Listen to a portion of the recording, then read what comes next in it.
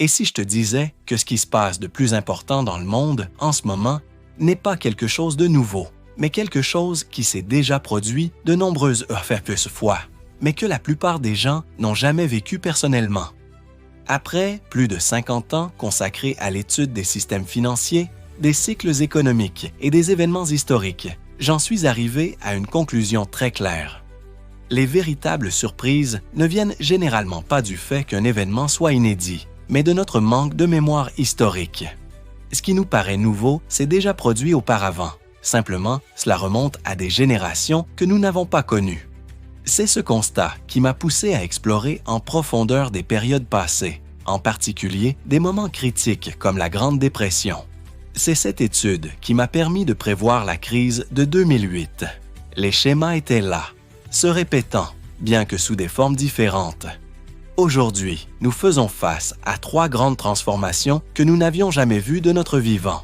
Ce sont des phénomènes profonds, d'une portée considérable, et il est crucial de les comprendre, pas simplement de les observer passer. J'aime travailler avec des données, des graphiques, des mesures de précises. Et ces 3 facteurs sont très clairs. 1. Un endettement massif et une création monétaire sans précédent. Jamais de notre vivant, nous n'avions assisté à une expansion aussi rapide de la dette, accompagnée d'une création artificielle de monnaie directement issue des banques centrales. La seule période comparable est celle allant de 1930 à 1945, une époque que j'ai dû réétudier en profondeur pour comprendre ce qui se passe aujourd'hui. 2. Un conflit intérieur et une polarisation extrême. La société se fragmente entre des extrêmes idéologiques. La gauche et la droite s'affrontent à un niveau de confrontation presque irréconciliable.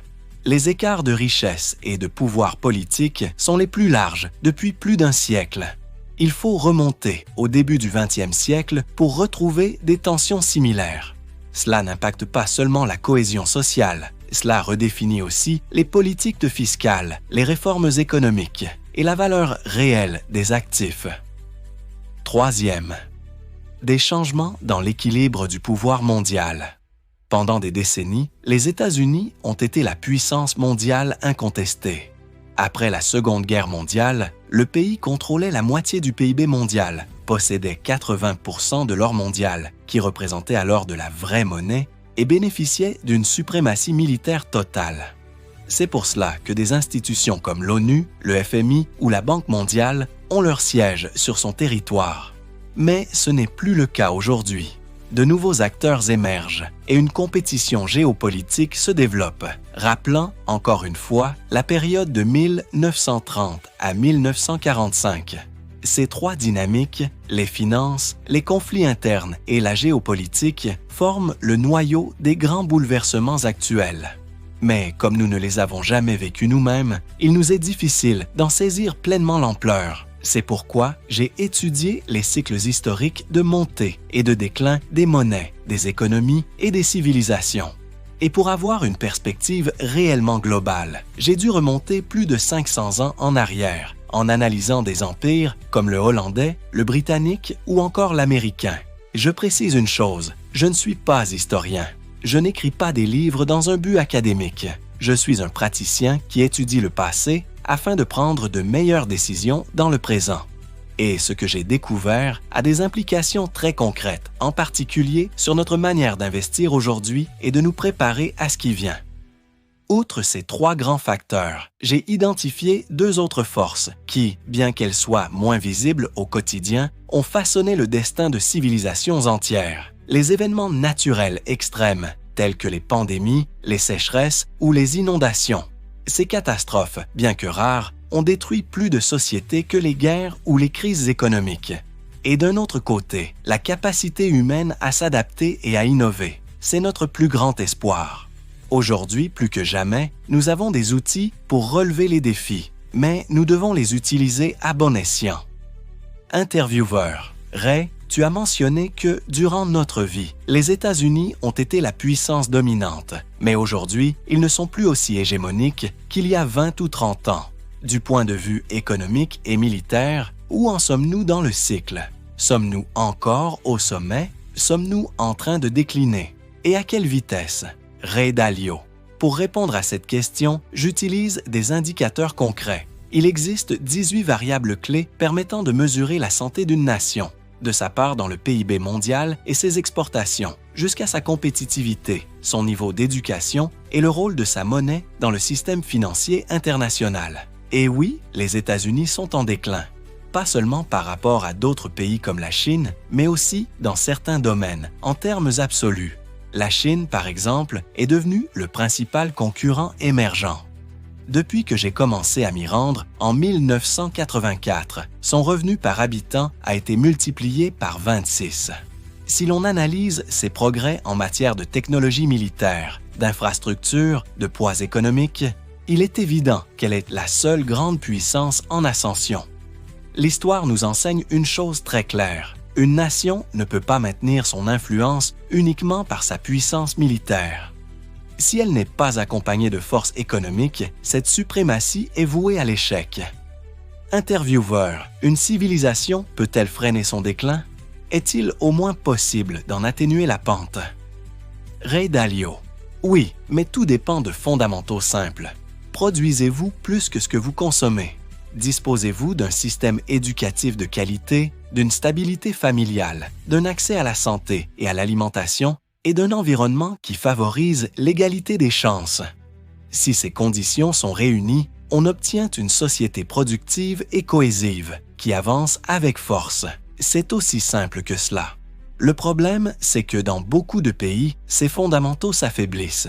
Et c'est là que commencent les vrais problèmes. C'est ce que j'observe lorsque je compare une nation à une autre. Dernièrement, je me pose une question très concrète. Où est-il judicieux de placer mon capital aujourd'hui? Pour y répondre, j'observe certains éléments fondamentaux. La société est-elle stable ou traverse-t-elle des tensions internes importantes? Le système politique fonctionne-t-il de manière cohérente ou est-il profondément divisé? Ce sont des questions élémentaires, mais cruciales. Cela soulève alors une autre inquiétude essentielle. Sommes-nous capables de bien gérer ces fondements? Respectons-nous les piliers fondamentaux qui rendent une société durable? Existe-t-il des outils pour évaluer cela? Oui, sans aucun doute. Et je pense que l'aspect le plus important est la manière dont nous nous traitons les uns les autres. Avons-nous des institutions capables de générer des accords, un espace de dialogue solide au centre du spectre politique? Sommes-nous en mesure de forger des consensus pour affronter ensemble les défis structurels? Pour moi, c'est la question centrale. Et comment nous en sortons-nous sur ce point? Si l'on revient un instant à la Réserve fédérale, elle semble essayer d'agir dans une direction que beaucoup jugeraient appropriée. Oui, mais le mécanisme est assez simple. Lorsque l'argent est abondant et que les prêts sont accessibles et peu coûteux, l'économie s'anime. Cependant, cette stimulation est temporaire, car lorsque vous créez de la dette, vous stimulez l'économie à court terme, mais vous hypothéquez l'avenir, car il faudra la rembourser tôt ou tard. Et pour la rembourser, vous devez produire plus que ce que vous consommez. Alors, comment gérer cette charge? Si le remboursement devient trop difficile, une récession économique survient. Si c'est trop facile, on tend à imprimer davantage de monnaie. Et c'est ainsi que le cycle se perpétue. Regardons ce qui s'est passé récemment. Le gouvernement, de concert avec la Réserve fédérale, a injecté une quantité massive d'argent et de crédit. Cela a artificiellement stimulé la croissance, provoquant une expansion rapide qui a fait grimper les prix des actifs et généré une bulle spéculative. À présent, ils cherchent à ralentir cette avancée. Cela signifie que nous faisons face à un recul d'une ampleur similaire. Soyons clairs, l'inflation, dans son essence, n'est rien d'autre que le montant d'argent et de crédit dépensé, divisé par la quantité de biens disponibles. Si vous retirez de l'argent de la circulation, vous réduisez la demande. Et pour contrôler les prix, il faut faire exactement cela, réduire la consommation. C'est en somme une récession. Voilà le cycle. Le crédit s'élargit. L'économie s'accélère, l'inflation monte. Ensuite, le crédit se contracte, l'activité ralentit, les prix s'ajustent. Et quand la douleur économique générée par l'ajustement devient plus forte que le problème inflationniste, alors la politique s'inverse à nouveau. C'est exactement cette transition que nous vivons actuellement. Et je pense qu'il est illusoire de croire qu'il suffit de relever les taux d'intérêt pour stabiliser la situation, sans comprendre le coût réel en termes de croissance et d'emploi. Prenons un autre angle. L'État doit continuer à se financer. Cela signifie qu'il doit émettre une dette équivalente à environ 5% du PIB. À cela s'ajoute le fait que la Réserve fédérale réduit la taille de son bilan, ce qui représente encore 5% du PIB.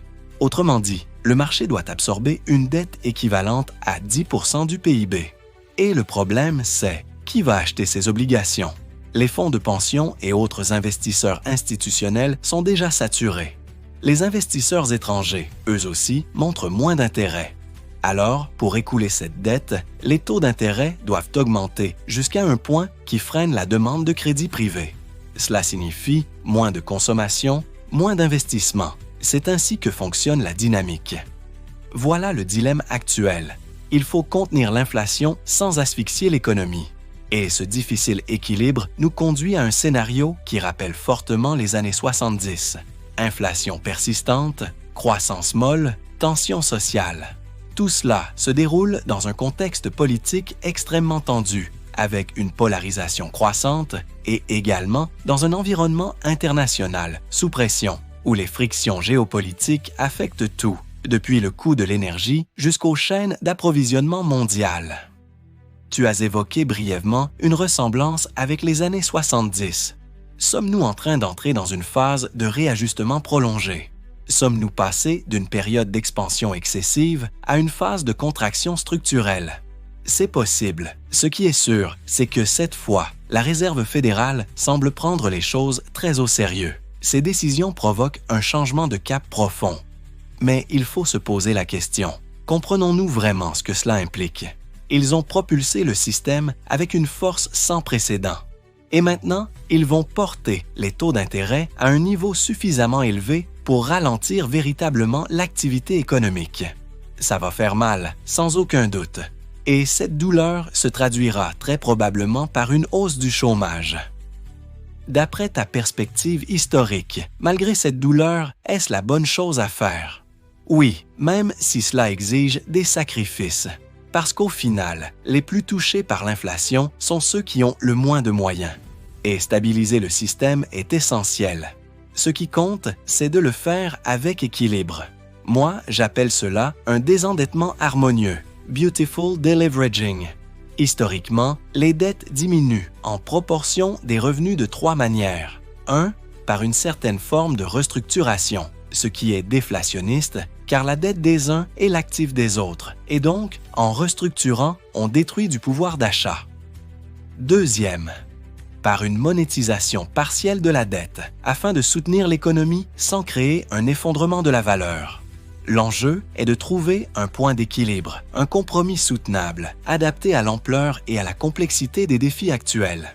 Nous traversons une période d'une ampleur inédite dans notre expérience récente. L'ajout du facteur de conflit interne rend l'analyse de 3 dimensions essentielles incontournables: l'économie, la politique intérieure et la géopolitique. Ces 3 sphères interagissent et se renforcent mutuellement, créant une instabilité systémique. Historiquement, leur convergence a engendré des crises profondes.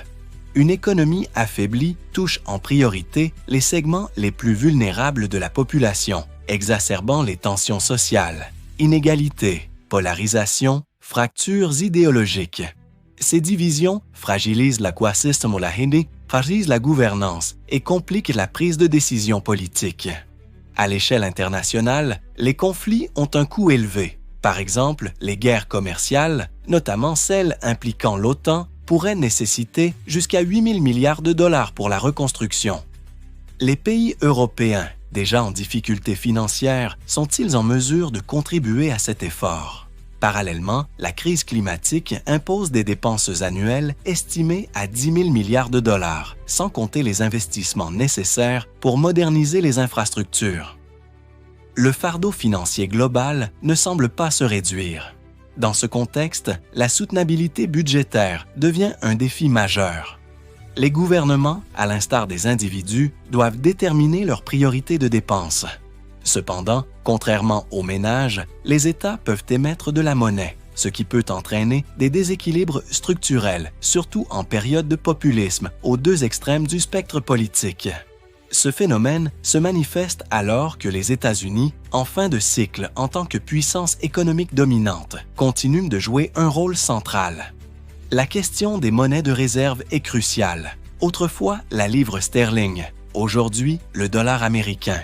Pourquoi le dollar reste-t-il fort, malgré les doutes sur sa viabilité à long terme? La réponse réside dans le fait que toutes les monnaies traversent des turbulences similaires. L'euro, le yen et d'autres perdent également de leur pouvoir d'achat. Comparer le dollar uniquement à d'autres devises ne donne qu'une vision partielle de la réalité. Ainsi, la question se pose, existe-t-il une alternative solide? L'euro semble fragile compte tenu des défis fiscaux et politiques de la zone euro. Malgré cela, les banques centrales continuent d'émettre de la monnaie, alimentant l'incertitude.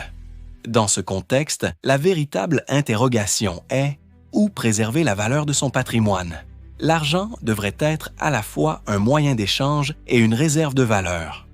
Cependant, lorsque l'inflation dépasse largement les taux d'intérêt offerts, la valeur réelle de l'argent diminue. Ce dilemme contemporain pousse à rechercher des actifs capables de protéger le pouvoir d'achat. Les métaux précieux, comme l'or ou les actifs numériques, tels que le Bitcoin, sont souvent évoqués. La décennie à venir sera marquée par cette quête. Identifier les actifs qui conserveront leur valeur face à l'inflation et à la dépréciation monétaire. Traditionnellement, les instruments financiers liés à la monnaie remplissaient cette fonction. Mais face à leur défaillance, il devient nécessaire d'explorer de nouvelles alternatives. Les actifs réels, comme l'immobilier ou les infrastructures, sont des options à considérer. Si je devais aujourd'hui orienter mon épargne, je privilégierais des biens tangibles dont la valeur est moins sujette aux fluctuations monétaires. Par exemple, investir dans un logement, prépayer l'éducation de mes enfants ou sécuriser l'accès à des soins de santé futurs. Cette approche repose sur une logique de besoins fondamentaux, guidant ainsi les choix d'investissement vers des secteurs essentiels à la vie quotidienne. Par ailleurs, la dimension géographique joue un rôle crucial. Les pays offrant une stabilité économique, politique et sociale sont des refuges privilégiés pour le capital.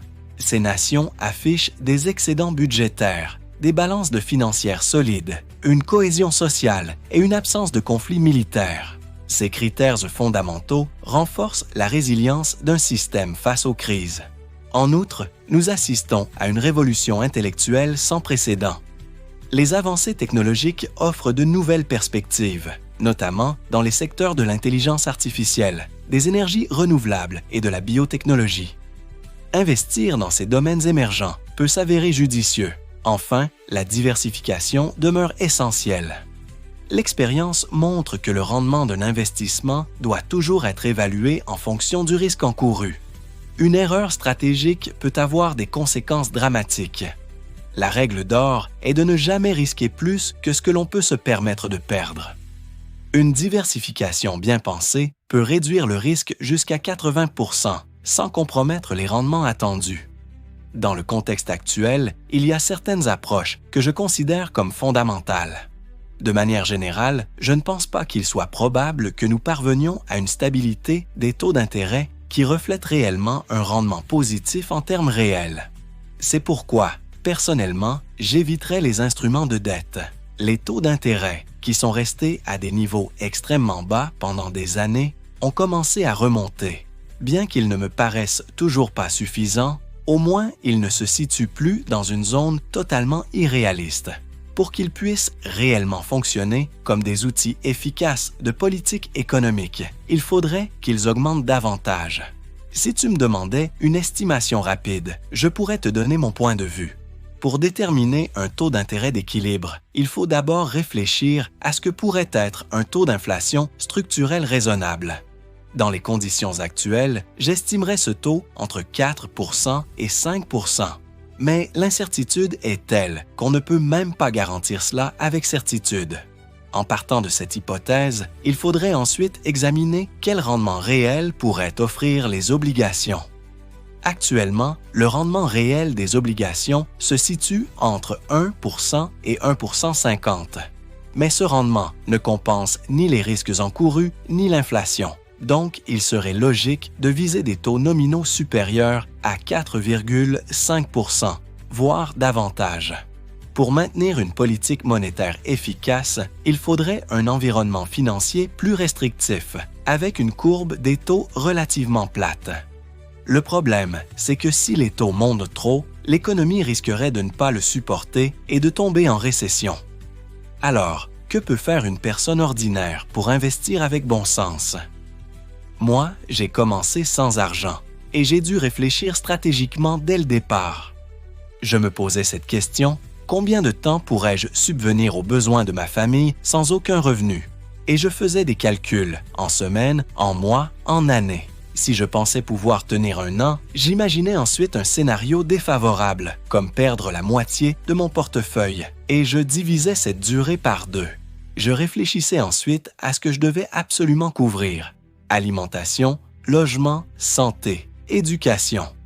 À partir de là, je cherchais des moyens de protéger ce capital. C'est ainsi que j'ai commencé à construire une stratégie d'épargne et d'investissement. On apprend rapidement qu'il ne faut pas laisser son argent sur des comptes en espèces, car il est lentement érodé par l'inflation et les impôts. Progressivement, on élabore une approche plus solide. Le taux d'intérêt fixé par l'État est l'ossature de tous les marchés. Actions, obligations, emprunts, crédits, tout en dépend. Il est donc essentiel de le stabiliser, et c'est quelque chose qu'on peut accomplir. C'est ce que j'appelle la stratégie des 3%. Cela signifie qu'il faut ramener le déficit budgétaire de niveaux insoutenables, comme 7% ou même 12%, du PIB à 3%. Ce qui est intéressant, c'est qu'il existe plusieurs manières d'y parvenir. Tout le monde pense immédiatement à augmenter les impôts ou à réduire les dépenses, mais il existe une autre voie. Entre 1991 et 1997, on a vécu une expérience concrète. L'amélioration du cycle économique a permis une réduction significative du déficit. Une économie en croissance génère davantage de recettes fiscales et permet une baisse des taux d'intérêt. Et si ces taux baissent, le coût du service de la dette diminue, ce qui peut avoir un effet plus important que tout ajustement budgétaire. Avec le niveau d'endettement que nous avons aujourd'hui, le poids des intérêts à payer est plus crucial que jamais. Si nous parvenons à le maîtriser, cela enverra un signal positif au marché obligataire. C'est pour cette raison que je crois fermement en un engagement sérieux vers cet objectif de 3%. Nous pouvons débattre des méthodes à employer, faire des ajustements proportionnels si nécessaire, mais l'effort collectif doit aller dans cette direction. Le véritable obstacle n'est pas d'ordre économique. Le problème de fond, c'est la politique, un système profondément fragmenté qui empêche de prendre des décisions cohérentes et durables dans le temps.